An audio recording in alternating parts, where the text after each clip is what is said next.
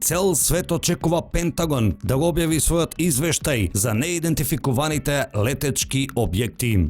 Овие објекти стана предмет на јавна дебата 75 години по славниот случај во Розвел во Њу Мексико, кога се сруши вонземско летало и војската јавно призна, а локалните весници ги цитираа воените лица во изјавата дека е срушен вселенски брод. Но следниот ден веста беше демантирана и војската објави дека се работело наводно за некаков метеоролошки балон.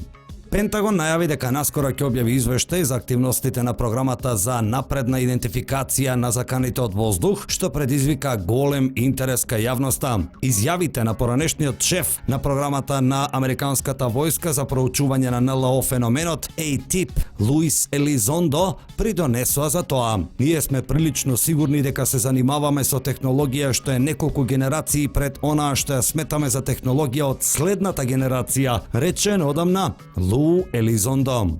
Инаку најчудно од се е тоа што војската по повеќе од 70 години прикривање на овој феномен сега јавно ја признава автентичноста на воените видеа на кои што јасно се гледаат објекти кои се движат со вонземска технологија, односно технологија која што јавно се уште ја нема овде на земјата. Реномираното популарно научно списание The Conversation праша 5 експерти дали сметаат дека постојат вонземјани. Четворица одговорија потврдно. Джоти Хорнер, астробиолог, вели: одговорот е дека тие дефинитивно постојат, но мислам дека вистинското прашање треба да биде дали вонземјаните се доволно блиску до нас за да можеме да ги откриеме. Имено универзумот е неверојатно голем. Во последните неколку децении научивме дека скоро секоја звезда во космосот има своји планети, а многу од нив се екзопланети. Се проценува дека нашата галаксија, Млечниот пат, има 400 милиарди звезди. Да речеме дека секоја од нив има 5 планети. Само во нашата галаксија би имале 2000 милиарди планети, а во Вселената има повеќе галаксии отколку што има планети во Млечниот пат, вели астробиологот Џон Ти Хорнер од Универзитетот во Јужен Квинсленд. Со други зборови, има и многу недвижнини таму горе и се чини невозможно Земјата да е единствената планета што има живот, вклучително и интелигентен и технолошки напреден живот. Но дали некогаш ќе најдеме вонземјани, тоа е тешко прашање. Замислете дека една во милиарди звезди имаат планета на која е развиена технолошки напредна цивилизација што може да испраќа сигнали во Вселената. Ова би значило дека имаме околу 400 звезди во нашата галаксија со технолошки напреден живот. Но нашата галаксија е огромна, се протега на 100.000 светлосни години од една до друга страна. Толку е голема што овие звезди ќе бидат во просек оддалечени околу 10.000 светлосни години. Ова е премногу далеку за да можеме да откриеме вонземски сигнали во овој момент, освен ако не се помокни од оние што ги имаме. Значи, иако верувам дека вонземски живот постои, мислам дека ќе биде многу тешко да се докаже, вели тој. Стивен Тингеј, астрофизичар, вели: да, верувам дека постојат, но тоа е смела изјава. Мислам дека терминот вонземјанин се однесува на која било форма на живот, како што ние го разбираме на Земјата што еволуирал на друга планета. И досега нема реален консензус за дефиницијата живот, затоа што тоа е многу сложен концепт. Во основа, ако најдевме нешто што личи на бактерија некаде надвор од Земјата, ќе го класифициравме како вонземски живот, рече астрофизичарот Стивен Тингеј од Универзитетот Кертин. Постојат стотици милиарди галаксии во универзумот и може да има милиарди и милиарди звезди во секоја од нив. Повеќето од овие звезди имаат барем една планета. Овие планетарни системи се формирани од богата мешавина на елементи, вклучувајќи ги и клучните за живот. Значи, тешко е да се поверува дека одредена комбинација на услови што резултирале со живот се случила само на Земјата, а не и на милиарди други планети во универзумот. Но останува да се види дали овој вонземски живот личи на бактерии или нешто слично, повозбудлива технолошки напредна цивилизација со која можеме да комуницираме, наведува Тингеј. Денес правиме значителни напори да бараме вонземски цивилизации кои можат да користат технологии слични на нашите, како што се мокни радиотелескопи кои испраќаат радиосигнали од далечните планетарни системи. Исто така може да се докаже дека нашата дефиниција за живот е несоодветна и дека вонземјаните каде и да се играат по сосема различни правила, заклучува астрофизичарот. Хелен Мейнард Кели, планетарен научник, вели: Мислам дека е прашање на време кога ќе најдеме нешто што личи на биологија на друга планета, дури и во нашиот сончев систем. Се повеќе наоѓаме места што би можеле да бидат гостопримливи за животот каков што го знаеме. Например, погледнете ги океаните под ледената површина на Европа и Ганимед, двете месечини на Јупитер. Ова се области каде што температурата е доволна за живот и има вода и минерали. Се разбира, гледаме на животот од наша перспектива, а вонземскиот живот може да биде многу поразличен од нашиот, вели планетарниот научник Хелен Мейнард Кейли од Австралиската организација за нуклеарна наука и технологија. Затоа сум навистина возбудена од понатамошното истражување на месечината на Сатурн. Титан има голем број интересни молекули на својата површина, како и активни временски системи, што можат да ги транспортираат сите во нашиот сончев систем. И знаеме дека има и други соларни системи во нашата галаксија. Во суштина, навистина ми се чини дека е лесно можно некаде да најдеме некаква активна биологија. Дали ќе може да не поздрави, тоа е друго прашање, вели Мейнард Кели.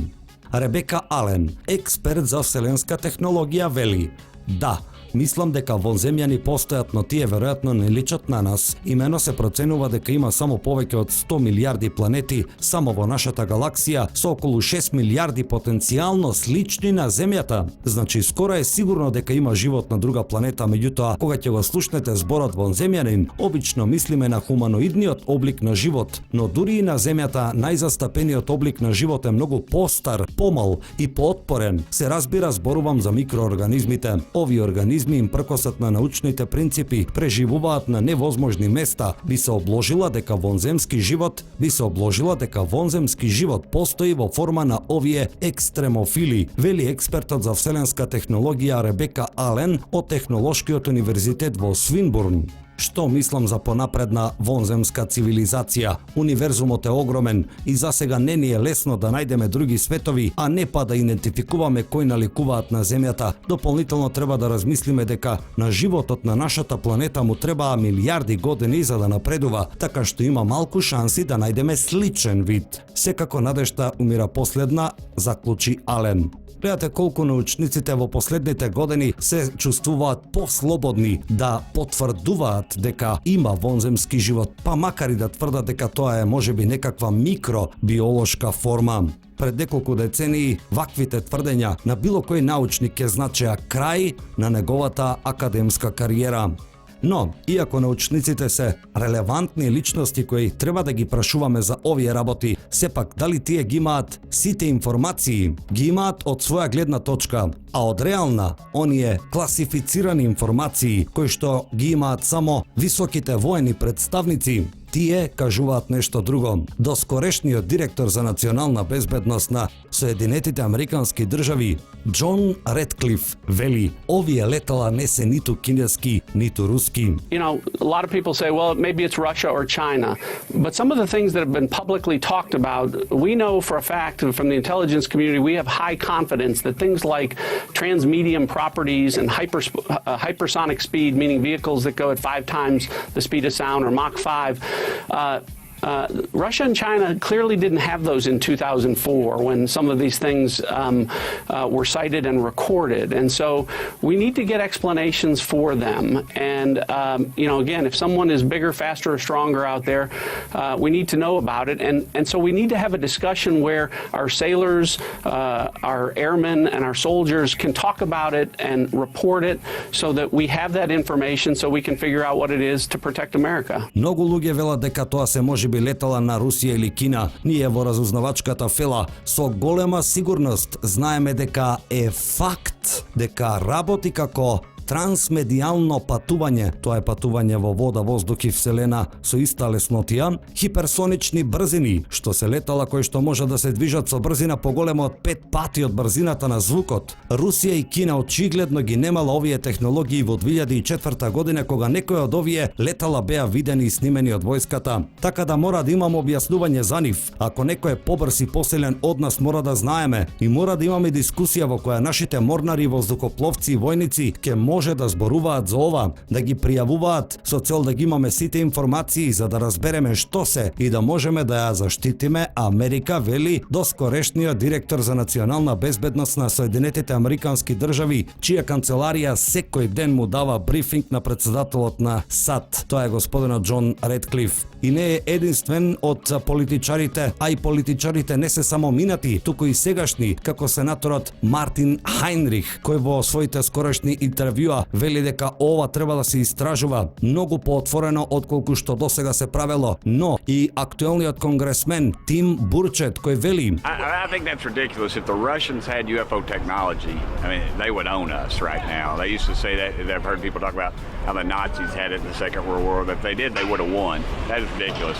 It has to be something that's out of our galaxy. It just has to be if it in fact is real. Ако русите ја има оваа технологија, тие досега ќе не поразија. Некои луѓе велат дека нацистите ја имале во Втората светска војна, но тоа е смешно. Ако ја имаа, ќе победеа. Мора да е нешто што е надвор од нашата галаксија. Вели конгресменот Тим Бурчет малку чудно. Зошто би морало да е надвор од нашата галаксија? Може би се тоа вонземјани од нашата галаксија. Во нашата галаксија има милиарди и милиарди звезди и планети. Што е навистина чудна изјава на конгресменот Бурчет, кој може би имал некаков брифинг од истражувачите на НЛО феноменот. Веднаш по објавувањето на извештајот и се разбира доколку тоа се случи, ќе ви информираме и за тоа што пишува во него. Треба да биде објавен до крајот на првата половина од 21-та.